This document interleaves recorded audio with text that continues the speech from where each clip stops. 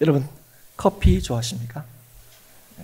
요즘 커피를 좋아하시는 분이 꽤 많습니다. 커피 종류도 얼마나 많은지. 여러분, 커피 전문점에 가보시면요, 메뉴가 엄청납니다.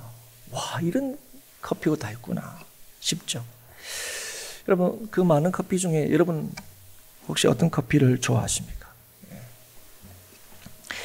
혹시 따뜻한 아이스 아메리카노 좋아하십니까? 지금 웃으시는 분은 설교에 집중하고 계시다는 거예요. 지금 안 웃으시는 분은 이게 지금 설교한 지 1분도 안 됐는데 설교에 집중하지 않으신다는 거예요. 설교에 집중하시는 분이라면 제가 이렇게 질문할 때, 내가 잘못 들었나? 아니면 목사님이 잘못 말씀하셨나? 실수하셨나? 그렇게 생각하실 겁니다. 아닙니다. 제가 분명히 이렇게 질문했습니다. 따뜻한 아이스 아메리카노 좋아하십니까? 네.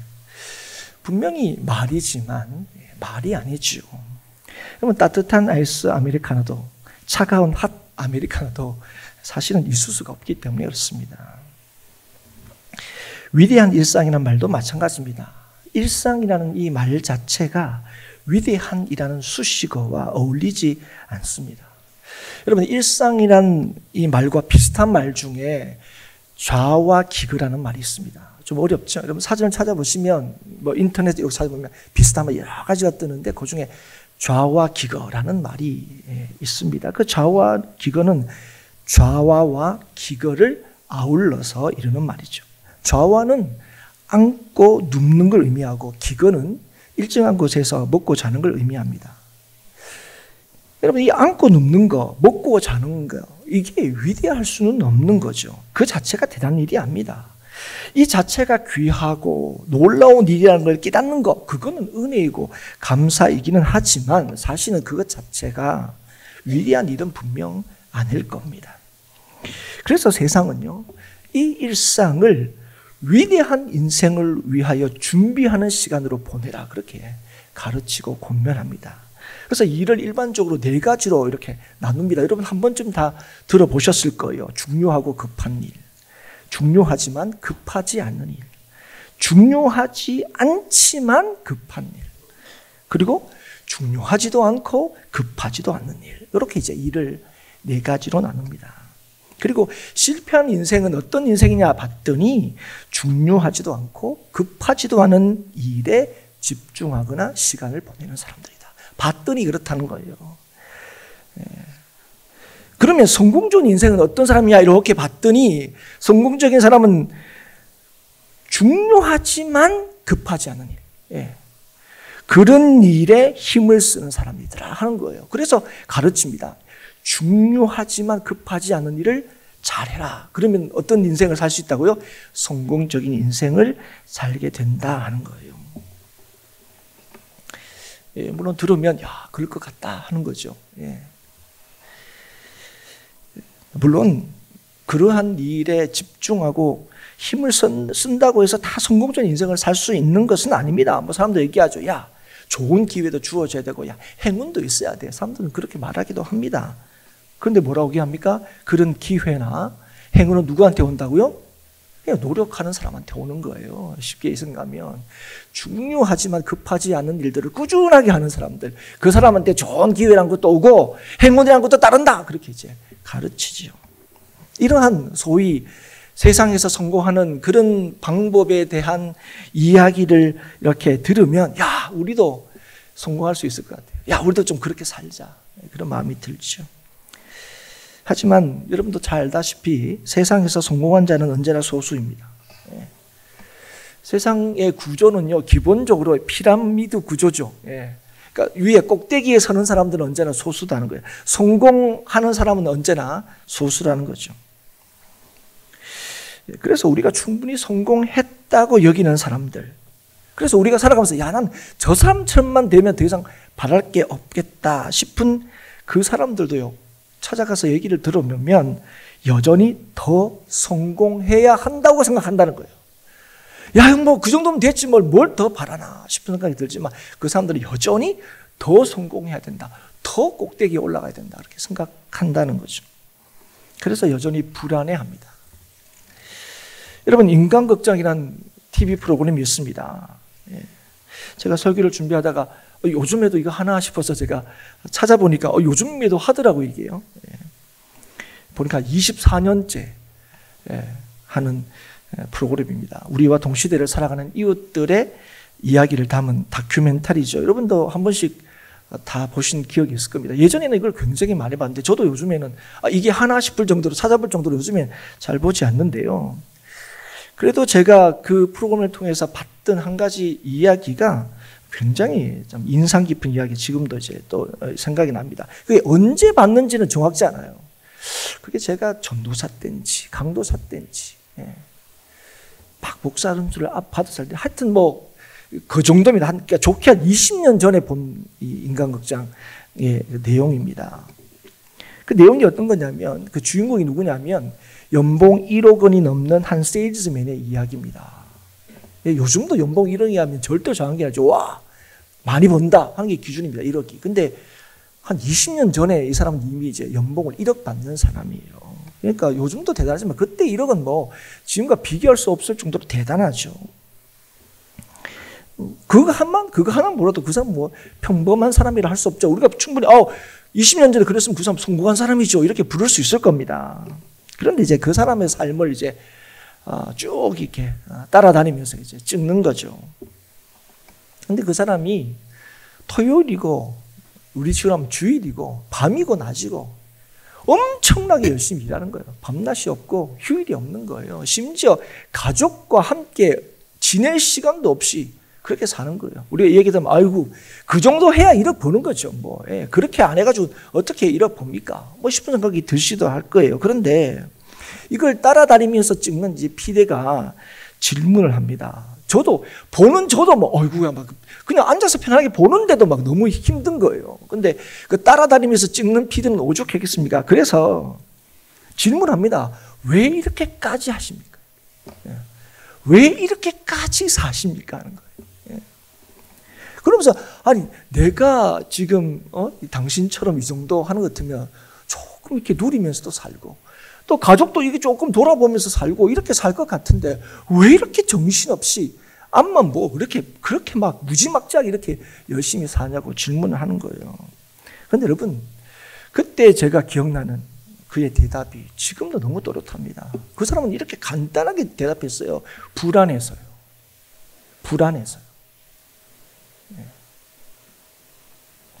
지금은 이렇지만 나중에 내일 어떻게 될지 어떡하냐. 불안해서 그렇다는 거예요.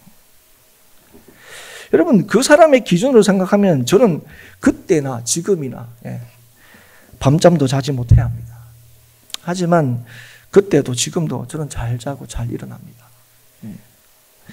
여러분 하나님께서는 사랑하시는 자에게 잠을 주신다는 건 너무 분명합니다. 사랑하는 여러분 평안하십니까? 정도의 차이는 있지만 여러분 불안해하며 살지는 않으십니까? 왜 우리가 불안을 느끼며 삽니까? 세상의 기준으로 세상의 방식으로 성공과 안정을 가늠하기 때문에 그렇습니다. 그러니까 뭔가 세상의 기준으로 자신의 삶을 평가할 때 부족함이 있다 그렇게 여기면 우리는 불안해하고 또 염려가 되는 것이 사실입니다. 그중에 가장 우리를 염려하는 게 뭡니까? 그게 먹고 사는 거예요. 쉽게 우리가 얘기할 때 먹고 사는 거. 그럼 이것만 좀 잘 준비되고 이것만 좀 잘 해결되면 그래도 좀 평안할 것 같습니다. 자식들에게 뭐 대단하게 물려줄 게 없더라도 자식들에게 손 벌리지 않는 삶을 살면 좋겠다. 뭐 다 그렇게 생각을 하죠. 그 정도만 돼도 더 이상 바라지 않아요. 그 정도만 돼도 좋겠다고 생각합니다. 그런데 여러분 이게 쉽지 않죠, 여러분. 이게 쉽지 않습니다.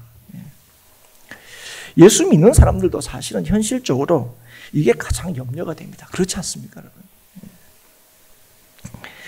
내 인생 하나라도 제대로 책임지는 인생 살고 싶습니다. 위대한 인생이 별거냐? 남에게 해 안 끼치고 손 안 벌리고 사는 인생이지 싶은 생각도 듭니다.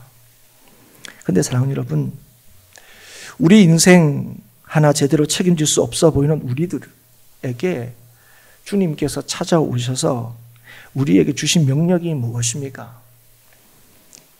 예루살렘과 온 유대와 사마리아와 땅끝까지 이르러 내 증인이 되라 하시는 겁니다.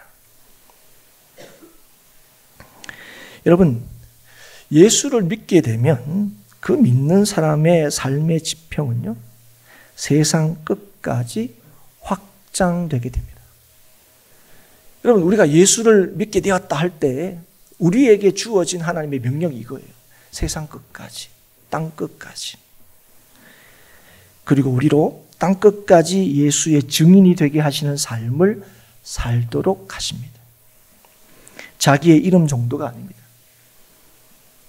만왕의 왕이시고 구원의 주가 되시는 예수님을 증거하고 증명하는 삶을 살도록 하십니다. 한마디로 얘기하면 위대한 삶을 살게 하시는 거예요. 그렇다면 누가 하나님께서 우리에게 명령하신 이 위대한 인생을 살 수 있습니까? 어떻게 주의 부르심과 이 보내심을 따라서 살아갈 수 있느냐는 거예요. 간단하게 설명하면 성령으로 사는 사람입니다. 이 일이 성령의 능력으로 되는 거니까 성령으로 사는 사람입니다. 근데 이걸 달리 표현하면 위대한 일상을 사는 사람입니다. 여러분, 성령으로 사는 일상이 위대한 일상입니다. 그리고 성령으로 사는 위대한 일상은 어떻게 나타나느냐? 적은 일에, 작은 일에 충성하는 것으로 나타납니다. 여러분, 작은 일에 충성한다니 뭘까요? 여러분, 이건 단순하게 작은 일에도 최선을 다한다는 말이 아닙니다. 여러분, 여기서 충성한다는 말을 썼습니다. 충성은요, 어떤 인격에게 마음을 다하는 거예요. 그래서 이 일을 맡긴 자에게 충성을 다한다는 거예요. 최선을 다하는 겁니다. 그래서 여러분, 작은 일에 누가 충성할 수 있느냐? 지금 나에게 주어진 이 일상이 하나님께서 주시고 맡기신 것임을 아는 자입니다. 지금의 내가 지금 살고 있는 이 삶의 정황, 환경, 형편, 이런 형편을, 이런 상황을 주신 하나님을 신뢰하고 믿으며 살아간다는 것, 그게 작은 일에 충성한다는 거예요. 그 일의 크기, 그 일의 중요성이 나의 어떠함을 결정하는 것이 아니라 하나님께서 이 일을 나에게 맡기셨다는 것이 나의 어떠함을 결정하는 것이라는 걸 믿는 자입니다. 그래서 먹든지 마시든지 무엇을 하든지 하나님의 영광을 위하여 하는 자입니다. 아무리 일상적인 일이라도, 그게 때로는 우리가 원하지 않는 그런 상황이라 할지라도 하나님의 뜻을 따라서 사는 것, 그게 바로 위대한 일상을 살아가는 것입니다. 그걸 잘 보여주는 말씀이 오늘 우리가 읽은 본문인 달란트 비유의 말씀입니다. 그리고 오늘 우리가 읽은 말씀은 그 결론이죠. 그런데 여러분, 이 말씀은 빈익빈 부익부를 말씀하는 게 아닙니다. 없는 사람은 더 없고 있는 사람은 더 있다, 그런 걸 얘기하는 게 아니에요. 많이 주셔서 많이 가진 자가 더 많이 가진다거나, 안 그래도 적게 가지자는 그것마저도 빼앗긴다는 의미가 아닙니다. 만약에 그렇다면 하나님은 불공평한 하나님이시죠. 하나님은 공의의 하나님도 사랑의 하나님도 아니신 거예요. 여러분, 그러면 오늘 여기 얘기하는 무릇 있는 자, 없는 자, 이게 뭘 뜻합니까? 누가 무릇 있는 자입니까? 5달란트 가져서 5달란트 남긴 사람입니까? 누가 그러면 없는 자입니까? 1달란트 받아서 아무것도 남기지 않은 사람입니까? 여러분, 겉으로 보기는 그런 것처럼 보여요. 그렇다면 여러분, 2달란트 받은 사람은 뭡니까? 이도 저도 않는 사람입니까? 이 사람은 별로 살아도 안 살아도 그냥 그런 사람들이에요? 여러분, 많이 가졌다는 것이 상대적이라면, 그저 5달란트 받고 2달란트 받은, 상대적으로 더 많이 가지고 있는 이런 물량적인 것이라면, 그래서 많이 가진 자가 받아서 더 풍족하게 되는 것이라면, 그렇다면 그것에 대한 평가도 분명 달라야 할 것입니다. 그런데 여러분 달란트 비유 여러분 너무 잘 아시죠? 제가 이 결론적인 이 두 부분만 오늘 본문으로 삼아서 말씀을 나누는 것은, 여러분이 이 달란트 비유를 잘 알고 있다는 걸 좀 전제하고 있습니다. 여러분, 5달란트 받은 사람과 2달란트 받은 사람에 대한 칭찬과 인정이 너무나도 정확하게 똑같습니다. 21절 23절이죠. 잘하였도다 착하고 충성된 종아, 네가 적은 일에 충성하였음에 내가 많은 것을 네게 맡기리니 내 주인의 즐거움에 참여할지어다. 똑같습니다. 여러분, 한 달란트를 받은 자가 책망받은 것은 적게 남겨서가 아니죠. 적게 받아서도 아닙니다. 달란트를 준 주인을 신뢰하지 않았기 때문에 그렇습니다. 달란트를 맡긴 주인이 얼마나 크고 선하신 분인가 하는 걸 모르고 오해했기 때문에 그렇습니다. 그래서 그의 일상을 소홀하게 됐어요. 그의 일상에 뭐예요?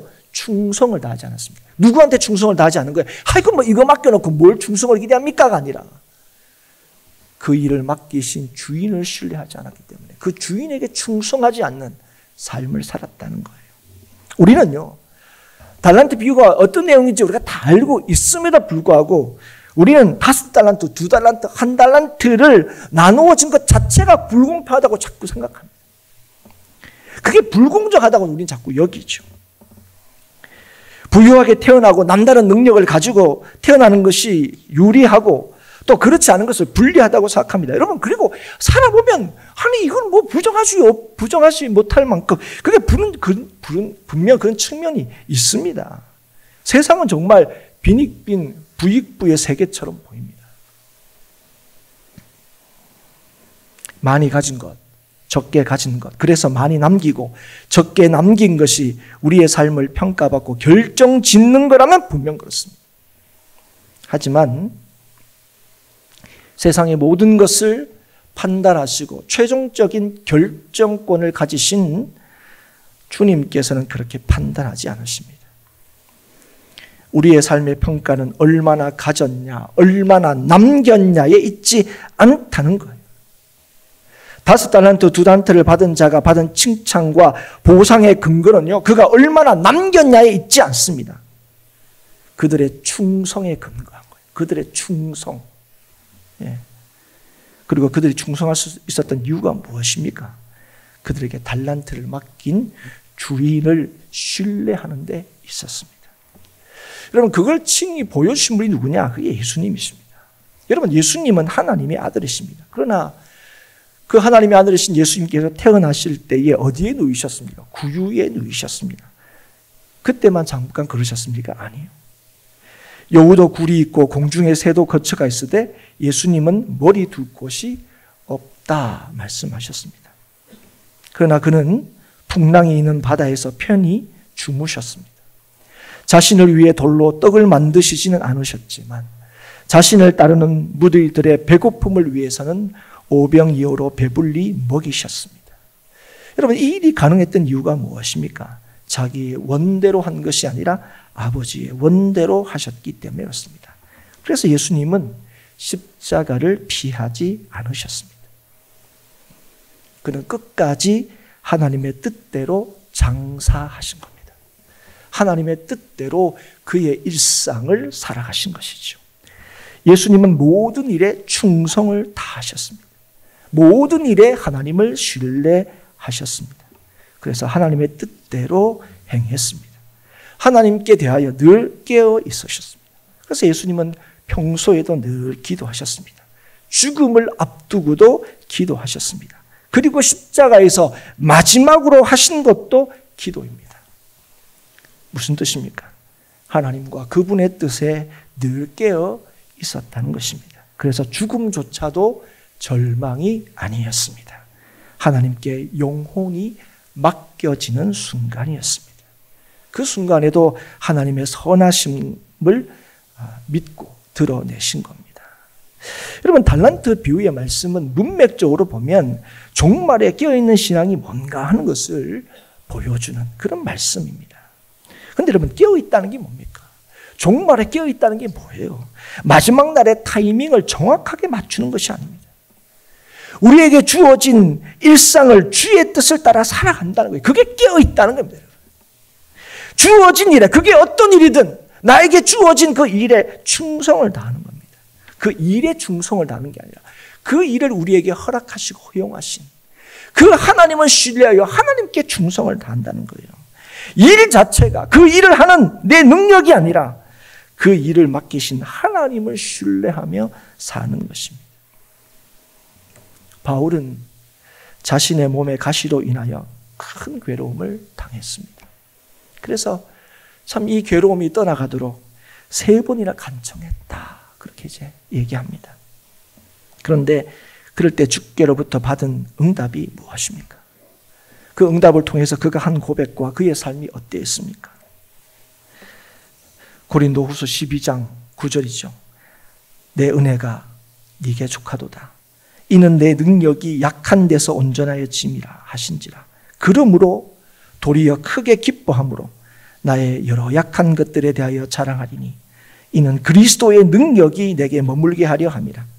그러므로 내가 그리스도를 위하여 약한 것들과 능력과 궁핍과 박해와 공고를 기뻐하노니 이는 내가 약한 그때에 강함이라. 우리의 약함과 능력 없음에도 주의 강하심과 능력을 믿고 의지할 때에 우리는 낙심하지 않고 불평하지 않고 충성을 다하며 살아갈 수 있게 되는 겁니다. 깨어 있을 수 있게 되는 거예요. 우리의 이 일상이 위대하게 되는 거지요. 우리에게 주어진 모든 순간과 상황이 우리를 위하여 죽으신 예수 그리스도의 다스림 안에 있다는 사실을 기억하십시오. 우리의 모든 것을 주관하시는 분이 우리 주 예수 그리스도이심을 잊지 마십시오. 그래서 여러분의 형편과 눈에 보이는 것으로 하나님의 선하심을 의심하지 마십시오. 오해하지 마십시오. 하나님께서는 우리를 위하여, 저와 여러분을 위하여 아들을 내어주신 분이심을 기억하십시오. 우리를 위하여 십자가를 지신 예수님이 우리의 주가 되심을 잊지 마십시오. 성령 충만을 간구하십시오. 그래서 날마다 주와 주의 뜻에 깨어 있으십시오. 그래서 오늘도 위대한 일상을 살아가십시오. 적은 일에도 원망하지 않고 소홀하지 않고 하나님께 주께 충성을 다하는 삶을 살아가십시오. 주의 뜻을 따라 자신의 삶을 이해하고 주의 선하신 뜻을 신뢰하여 주어진 일에 충성을 다할 때에 우리는 주님의 즐거움에 참여하는 복을 누리게 될 것입니다. 우리가 기대하는 삶이 아니에요. 우리의 모든 것을 아시는 그 하나님께서 책임지시는 그 복된 삶을 누리게 될 것입니다. 하지만 여전히 자신의 옳음을 따라 살아갈 때에 여러분 그 인생은 가슴을 치며 통곡하게 될 것입니다. 여러분 이것은 하나의 가능성을 이야기하는 것이 아닙니다. 우리의 인생을 결정하는 것이 무엇인가를 우리에게 분명히 말씀하시는 거예요. 우리의 열심과 충성이 아닙니다. 그 열심과 충성의 이유와 근거가 무엇인지 오늘 우리의 삶을 헛되지 않게 하는 것이 무엇인가는 걸 우리에게 분명히 보여주는 것입니다. 바로 우리를 살리실 뿐 아니라 우리의 삶을 헛되이 하지 않으시고 모든 순간을 가치 있고 의미 있게 하시는 우리의 삶을 위대하게 하시는 예수 그리스도이십니다. 그래서 하나님께서는 예수 안에서 우리로 하여금 항상 기뻐하게 하시고 범사에 감사하게 하는 주의 뜻을 이루십니다. 사랑하는 성도 여러분, 우리의 모든 것이 되실 뿐 아니라 우리의 모든 것을 책임지시는 예수 그리스도를 믿음으로 날마다 충성을 다하는 삶을 살아갈 수 있기를 주의 이름으로 축복합니다. 위대한 인생으로 우리를 이미 부르신 그 주의 뜻을 따라 오늘 우리에게 주어진 모든 삶을 위대한 일상으로 살아갈 수 있기를 주의 이름으로 축복합니다. 모든 상황에서 우리의 왕이 되시고 우리와 함께 하시는 예수 그리스도께 칭찬을 받는 삶을 살 수 있기를 축복하고 그래서 그의 즐거움에 참여하여 풍족함을 누리는 우리 모든 성도들이 될 수 있기를 다시 한번 주의 이름으로 축복합니다.